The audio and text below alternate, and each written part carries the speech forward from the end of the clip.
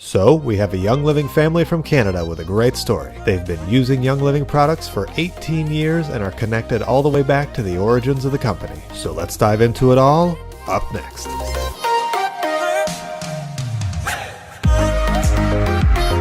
Hi there, Oil Family. I'm Brenton. This is The Leader's Instinct, a Team YL web series and podcast brought to you by TeamSense. Go ahead and subscribe to this channel so you don't miss any daily content from cross-line leaders in the Young Living family. Today, we're featuring Tanya and Rhéal in the YL Oil family from Ontario. So let's jump right in. Hey guys, thanks for taking the time. Let's start with a little intro. Feel free to introduce yourselves. Let everyone know a little bit about your Young Living journey and how you got started.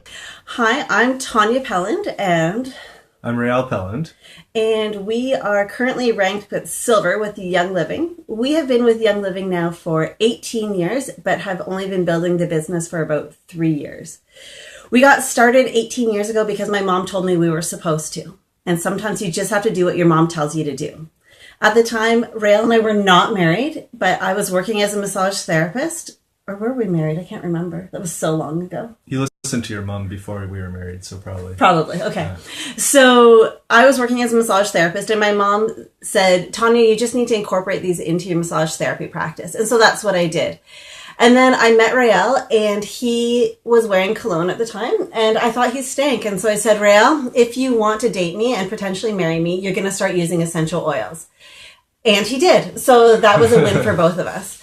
Then after we got married, I was still working as a massage therapist and was finding that a lot of the clients that I was working with had emotional trauma come up as we were doing massage. And so I wanted to find a different way to help them out. And so Rhéal was working at a college at the time, and I was able to get into the school and get my master's of counseling. So I trained to be a psychotherapist and subsequently started using essential oils to work in my psychotherapy practice to help people with their mind, body, spirit concerns. Your turn. My story is kind of more like the typical guy one, where I used them because I had to, because it made the women in my life happy, and my mother-in-law, and more importantly, my wife. But I really didn't care about oils at all, until I was like terribly sick. But we won't talk about what happened then. The change for me happened as we started when we had children, about 10 or 11 years ago. Started to see some more value to them, and still not necessarily interested in that for me. But it was more about 3 years ago where suddenly I kind of saw the light and got on board. And I don't know if you want me to go into that part of the story now, but I can kind of tell you about that at some point later too. That was a great intro. Feel free to continue on with your transition from product user to business builders. As you've had a long journey as product users, was there anything specific that sparked the transition? So my wife we've been using oils for how many months have we been on ER? Oh man, like 54? Something ridiculous. Like not many people have been on ER as long as we have. 84, 74? I don't know, something in 4. It's high, because think about 18 years worth of ER. So the products have been in our house, and like I said, I didn't care about the oil stuff at all, really, just that this is something we use in the house, but not my thing. Our upline, which is my mother-in-law, actually asked us to come to the convention that happened in Dallas in August 3 years ago. And I was like, they'd asked us to go to convention for years, and I was like, yeah, no, that's not going to happen, not interested at all. But this one was in Dallas, and a couple friend that we absolutely love, who were in our wedding party, live in Dallas. So we had actually arranged to spend a week with them at their house, and then tack on this ridiculous convention thing afterwards. So that was actually kind of what got me interested in the business side, was because we went to the convention and I heard people talking about this business, and I turned to her like, this is a business? We had no idea. No idea. We've been using the products for 15 years. And we had no idea. And you're hearing people say business, and like my wife, neither of us knew. And my mother-in-law, bless her heart, she's a strong upline, but she was using the oils in kind of like, I don't know, what would you say? In the true spirit that Gary started this business is how Sylvia was first using her oils. Yeah, that's compliant, right? So that we just saw her, what she was doing, and she was doing great things, was just not our thing. So we learned what the business was at convention. So we went to convention, and by the end of that, I was completely sold. Like, well, you know what? We love the product. Why wouldn't we try this as a business? And, what could go wrong, really? So that was the beginning. That was a transition for me, and probably very similar for Tanya. Yes, I think so too. We both said together, why not? Let's just make this happen, because we like working together as a team, and it allows me to stay home more than go to work. That's great. So when it comes to sharing Young Living with others, do you have a favorite type of sharing method? So when it comes to sharing the Young Living business, I am very much first and foremost, let's build a little bit of a relationship and just kind of sneak the essential oil topic into our conversations, because it is part of our whole life. I find that listening to what people's stories are and what their actual needs are to see how we can meet those needs versus creating a need for them has helped build sustainable users versus just the one-off purchasers. When it comes to long-term education, I prefer to do classes where there's lots of people versus doing anything on social media.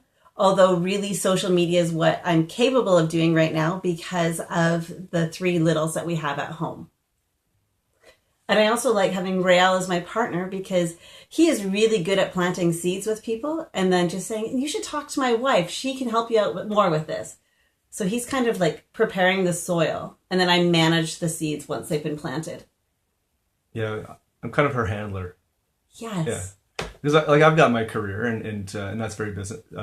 That takes up a lot of my time, but it does expose me to a lot of people. So I talk about oils and talk about how awesome they are, and even as a guy, how I use them.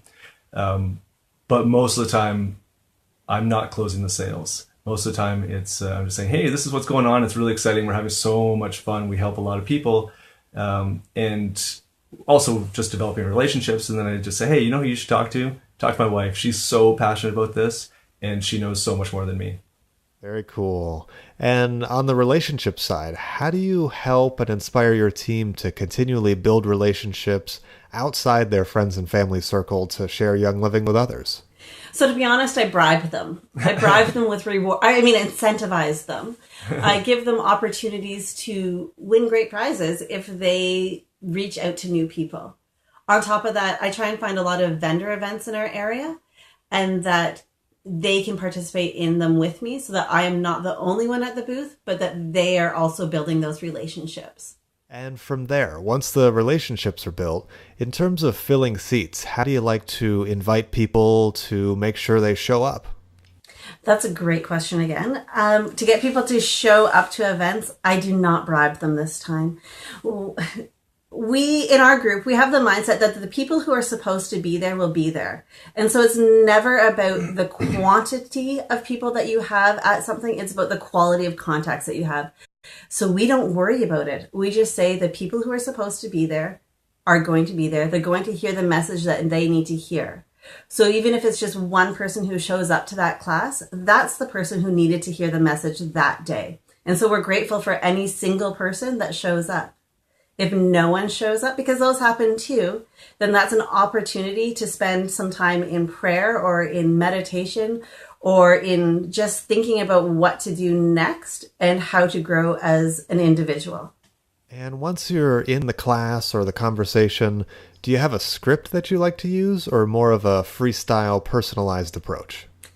When teaching a class, I am definitely a wing it sort of girl. I always have the scripts with me and I never seem to stay on them.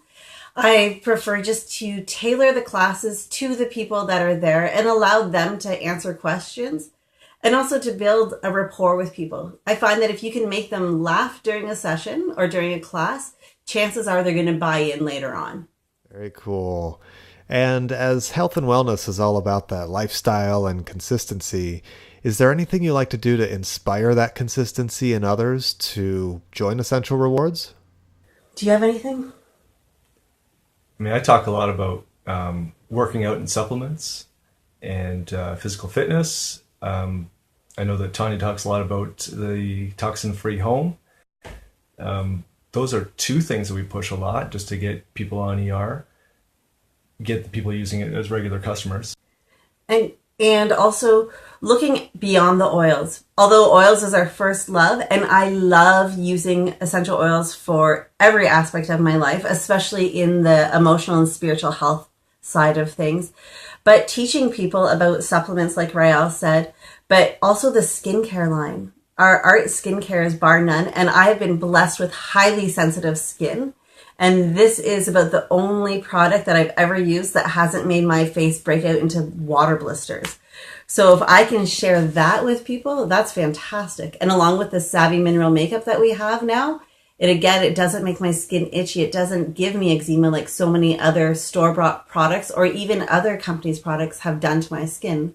So sharing that story and allowing people to sample my stuff. Great. And once they're on ER and consistent with their health and wellness, is there anything you like to do to inspire them to start sharing Young Living with others?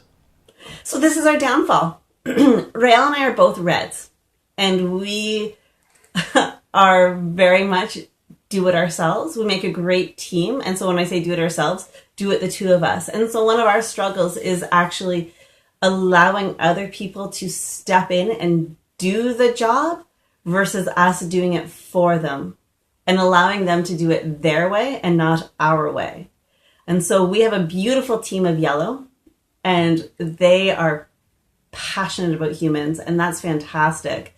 And so allowing them to pick their pace in growing while still encouraging them to keep reaching towards their goals and letting us develop those relationships with them and not be frustrated too much when it doesn't happen at the pace that we would like it to happen at. Mm-hmm. Love it. Now, has there been any aha moments or breakthrough that has really helped you figure out, this works to grow the Young Living business? Breakthrough. Yeah, I'm just trying to think if there is. I think really for us, the breakthrough is saying one size doesn't fit all. And so although there are some amazing resources out there, that if it does not fit your team, don't push it. Don't assume that one size fits all. And you need, as a leader, you need to tailor to your team, not tailor to Team Young Living. You're part of Team Young Living, but you're in charge of your own organization. And I also think that understanding the color thing too, again, I'm just, my personality, I just kind of balk at that sort of stuff. So maybe that's a red thing too, I'm not sure. But I didn't believe it existed. I didn't believe it mattered. And I'm another thing I'm wrong about. So, oils, business, colors. That's the beginning of the list. But yeah, no, I'm totally wrong. And as I understand the colors more and more, it makes sense. Like what motivates me does not motivate most other people. And I need to understand that as a leader. That's great. Has there been any big struggles or fears along the way? I think our situation is slightly unique from anyone else's that I've heard, is that my mom is our upline. And my mom is an amazing human being. She is so spiritually connected. She is connected to Gary Young's original vision for Young Living, and that's how she's lived it out. And she's been there since the beginning. And she's been there since the beginning. She has gone on all the trips. She was on the frankincense trail with Gary and Mary. You name it, she's done it. However, her purpose in sharing Young Living is not to grow the business. And so breaking away from what my mom / upline wanted to how we wanted to build our business has been the biggest challenge, biggest struggle, and to maintain those familial relationships outside of what we're doing as Young Living. Because although my mom is there to support us, at the same time, she's sometimes competition because she's growing other lines in her slow business building way. And so making sure that we don't always talk Young Living, making sure that we talk about other things and that Young Living isn't everything, although it does sometimes feel like everything. Yeah. And another thing for me, a struggle at first was just getting over the idea that oils are for women and they're not for men. And being part of the Essentially Equipped Challenge, getting together at convention with those guys, and then also specifically I've been to 2 advances, which is, I'm sure other people may have talked about this, but where guys get together, and everybody from all sorts of different ranks, but it's all guys involved with young living, and we get together and we just push each other to become better, businessmen, better fathers, better husbands, better believers, and that has changed my outlook on oils, and to see this as something that's equally for guys, and as a guy that I don't have to take a backseat role in advocating for the health of my own family. Mm-hmm. That Savvy Minerals, let's use that as probably the most extreme example. That matters to me. Like, it matters. I've got 2 daughters. It matters what my daughters are going to put on their face, and as a father, I can step up and take a leadership role even in that.